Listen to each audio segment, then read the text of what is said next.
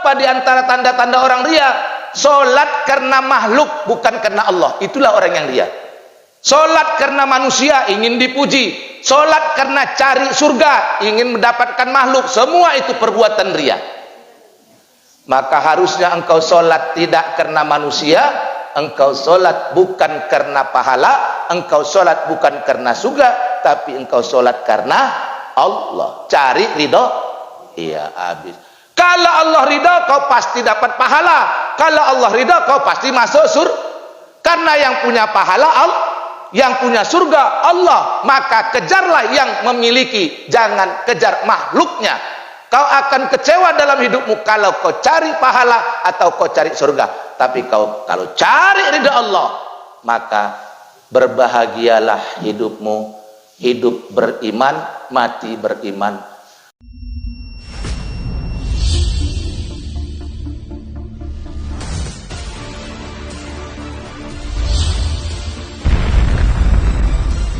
LQTV, rahmatan lil alamin. Warahmatullahi wabarakatuh. Alhamdulillahirabbil alamin. Nahmaduka ya Allah ya jal jalali wal ikram. Asyhadu an la ilaha illallah wahdahu la syarikalah wa asyhadu anna sayyidana Muhammadan abduhu wa rasuluh la nabiyya ba'da. Allahumma salli ala sayyidina Muhammad wa ala alihi wa ashabihi da'aimil Islam. Qala Allah Ta'ala fi kitabihil Qur'anil Karim, a'udzu billahi minasyaitonir rajim. Ma asabaka min hasanatin faminallah wa ma asabaka min sayyi'atin famin nafsik wa arsalnaka lin-nasi rasula wa kafa billahi syahida. Pertama, saya mengajak diri pribadi dan kita semua untuk memperbanyak zikir dan syukur kehadirat Allah Subhanahu wa taala. Dengan zikir kita akan menang, tenang, kenyang, dan senang. Jadi orang yang berzikir ini mendapatkan segala apa yang dia butuhkan, baik hidup di atas dunia, sampai nanti dia mati, sampai dia nanti berbangkit. Itulah kelebihan orang yang berzikir. Orang yang berzikir ini belum dia minta, sudah dikabulkan Allah. Allah sudah memberikannya. Bedanya sedikit, orang yang beriman tidak berzikir dengan orang beriman yang berzikir. Orang beriman itu minta dulu baru dikabulkan Allah. Tapi orang beriman yang berzikir belum minta sudah diberi Allah. Orang yang beriman kalau tidak banyak zikirnya, minta diampunkan dosanya baru diampunkan Allah. Tapi orang yang beriman berzikir, dia belum minta ampun, sudah Allah ampunkan dengan asbab zikirnya. Belum dia minta, Allah sudah berikan. Konon pula kalau ahli zikir itu meminta. Maka saya meminta kepada semua jamaah yang mengikuti tausiah saya, memperbanyak amalan zikir. Karena zikir itu adalah ruh dan napasnya ibadah. Jadi ibadah itu ada ruhnya, ada nafasnya. Apa ruh ibadah? Apa napas ibadah? Zikir. Kata Nabi, perbedaan atau permisalan orang yang mati dengan yang hidup itu seperti orang yang berzikir dan orang yang tidak berzikir. Orang yang hidup itu adalah orang yang berzikir. Orang yang mati itu orang yang tidak berzikir. Jadi kalau ada orang hidup, dia tidak berzikir, maka sesungguhnya kata Nabi, itu bangkai yang berjalan. Berjalannya seperti bangkai. Duduknya seperti bangkai. Cakapnya seperti bangkai. Maaf. Tapi kalau dia berzikir kepada Allah, maka itulah yang hidup. Dan bumi mengutuk orang-orang yang jalan di atasnya tanpa zikir. Mengutuk bumi. Ya Allah, sakit tubuhku dipijak oleh orang ini. Ya Allah, sakit, nggak suka aku nengok orang ini ya Allah. Tapi bumi mendoakan orang yang jalan di atasnya dengan berzikir. Ya Allah, rahmati dia ya Allah, ampunkan dosanya ya Allah. Artinya orang yang berzikir itu alam yang mendoakan dia. Wah, itu bedanya, Bu. Orang yang berzikir ini bukan dia lagi yang mendoakan untuk dirinya. Alam yang mendoakan dia. Apakah alam ini bisa mendoakan kita? Pasti. Yusabbihu lillahi ma fis samawati wa ma fil ard. Bertasbih apa yang ada di langit dan di bumi. Bumi ini bertasbih, berzikir bumi ini. Daun-daun bertasbih, berzikir, pohon-pohon, gunung, batu, air, semua yusabbihu lillahi ma fis samawati wa ma fil ard. Mereka bertasbih, artinya mereka hidup. Cuman kita yang tidak tahu kehidupannya. Tapi fakta menyatakan, tumbuh-tumbuhan yang kita tanam sejak kecil, sejak benih, hari demi hari tumbuh, besar dan berkembang. Itu menandakan dia hidup. Jadi orang yang berzikir bukan dia lagi yang berdoa untuk dirinya, alam mendoakan dia. Masya Allah. Maka tidak main-main masalah zikir ini. Jangan anggap kalau kita sudah sholat, kita sudah aman. Belum tentu. Terus bagaimana yang nggak sholat? Lebih hancur lagi. Yang sudah sholat saja jangan anggar, jangan sok bahwa sudah aman. Belum tentu. Lalu yang nggak sholat, lebih hancur lagi. Maaf. Apakah orang sholat sudah pasti masuk surga? Pasti belum. Tapi kalau nggak sholat, pasti masuk neraka itu pula. Yang sholat belum tentu masuk surga. Oke, kita nggak kaji pahala surga. Kita nggak cari dosa dan neraka. Baik. Orang yang sholat ada yang untung? Ada. Ada yang rugi? Ada. Dua-duanya ada dalilnya di dalam Al-Quran. Orang yang beruntung terdapat di surat Al-Mu'minun. Qad aflahal mu'minun alladzina hum fi salatihim khashi'un. Sungguh beruntunglah orang-orang yang beriman, yang mereka khusyuk di dalam salatnya. Itu orang yang beruntung dalam sholat, yaitu orang yang khusyuk. Sebaliknya, adakah orang yang rugi dalam sholatnya? Ada. Di mana didapat keterangannya? Di dalam surat Al-Ma'un.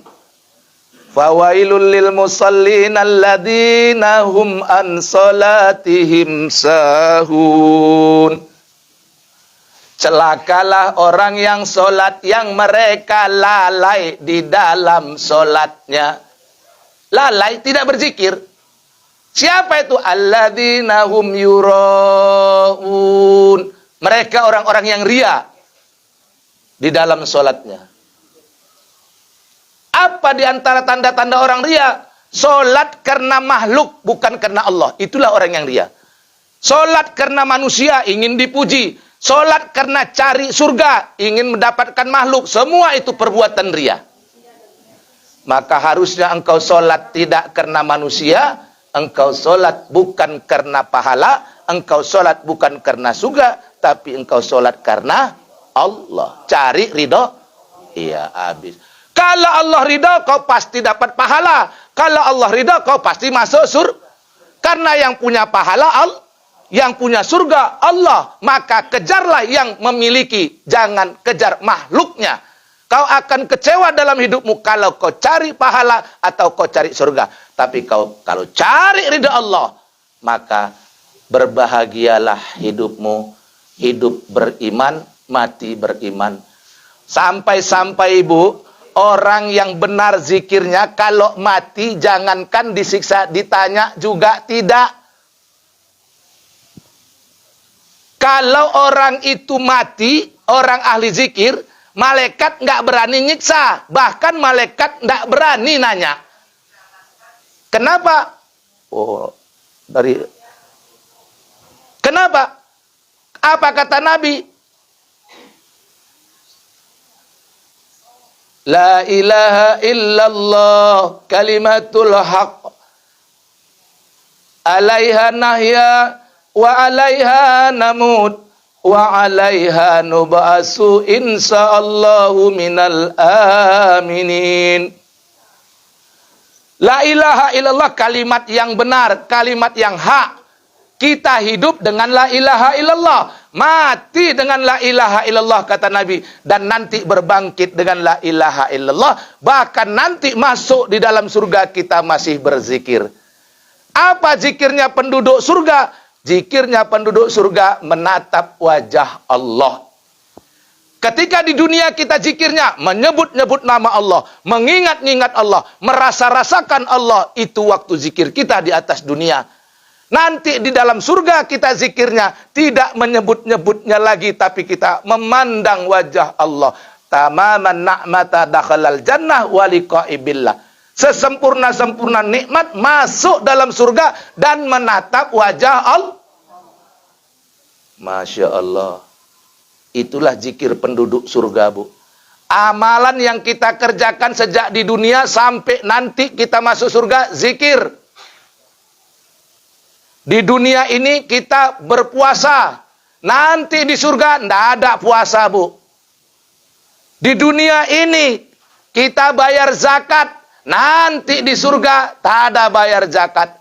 Di dunia ini kita haji, kita umroh. Di surga tidak ada haji dan umroh. Tetapi zikir tetap kita kerjakan dari dunia sampai masuk surga.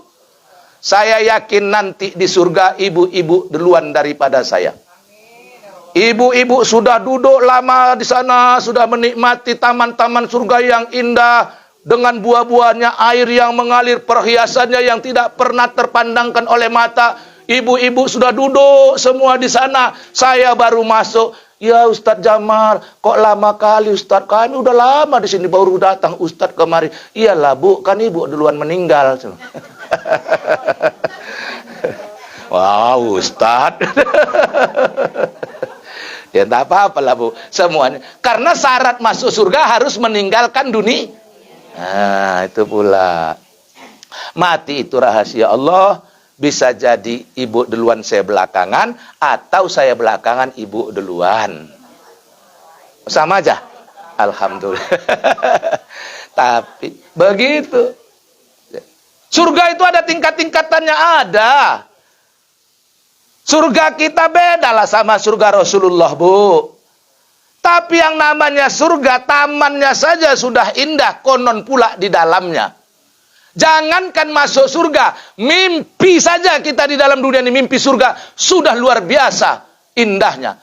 Jangankan neraka nanti kita berani masuk, hari ini aja kalau kita mimpi neraka sudah terbakar badan kita. Ada seseorang, dia kepingin tahu panasnya surga, panasnya neraka. Maka dia minta, ya Allah tunjukkan bagiku bagaimana itu neraka. Dalam mimpinya ditunjukkan Allah sama dia neraka tuh. Baru ditunjukkan Allah, terbakar tumit kakinya. Baru ditunjukkan Allah, Bu.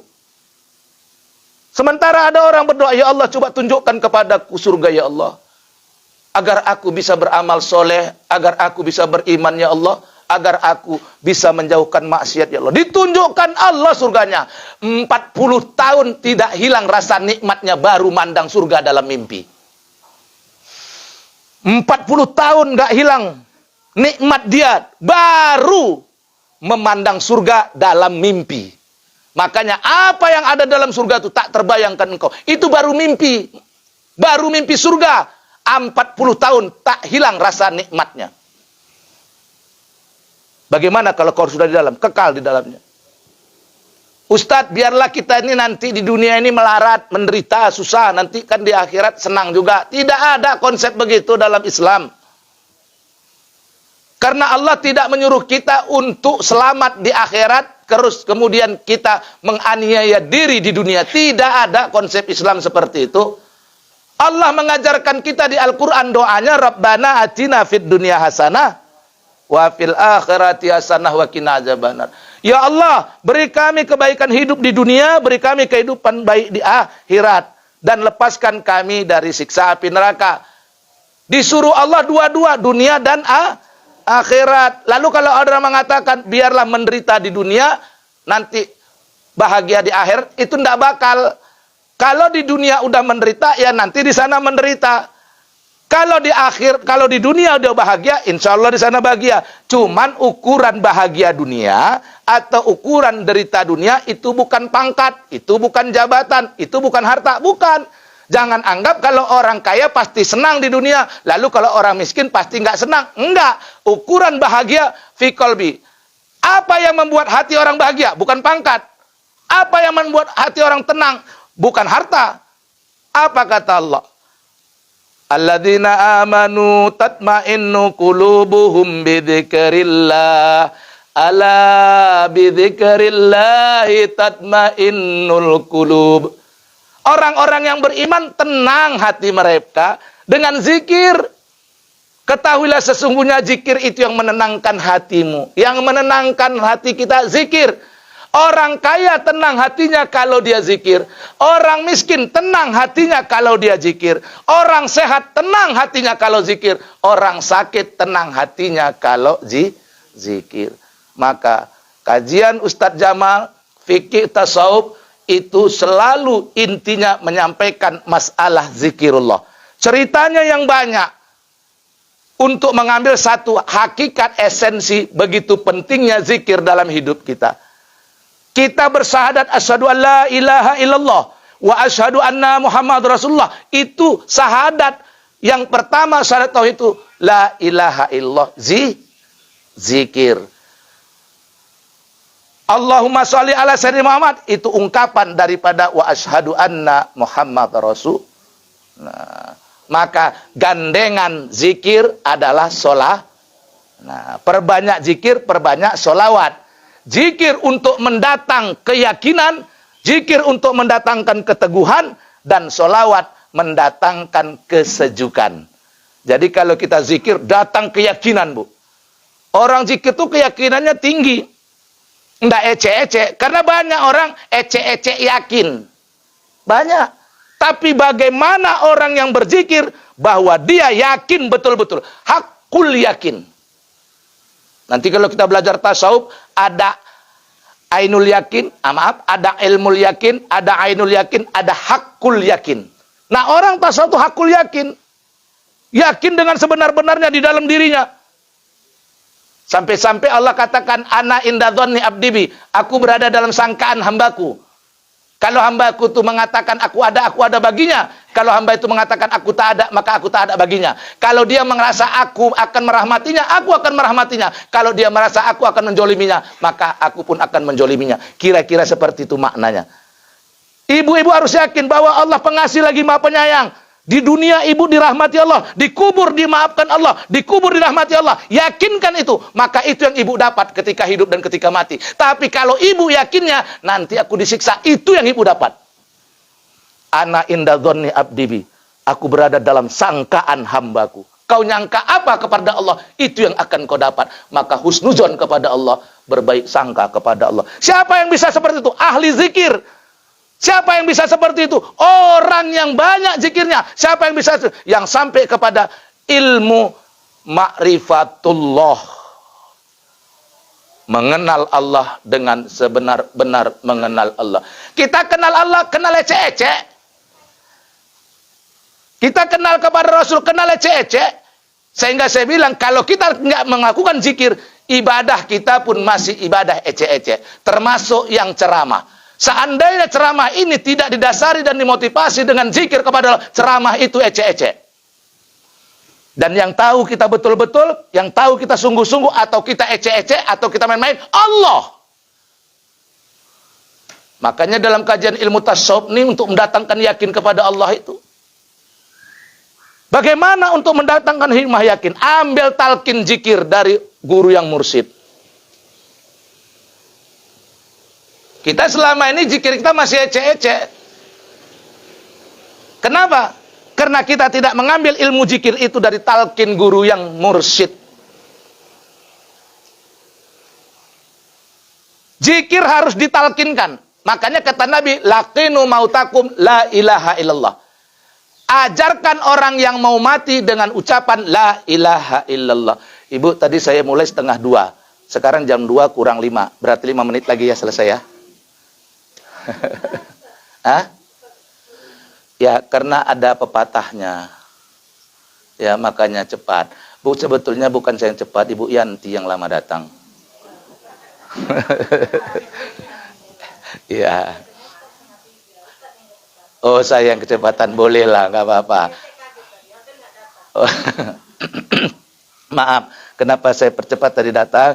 Saya memang habis ini ada acara di Aula Tengku Rizal Nurdin di rumah kediaman gubernur, doa.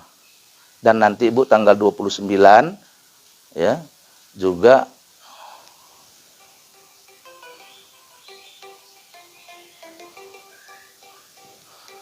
nanti di tanggal 29 juga ada zikir akbar di, saya yang salah bilang.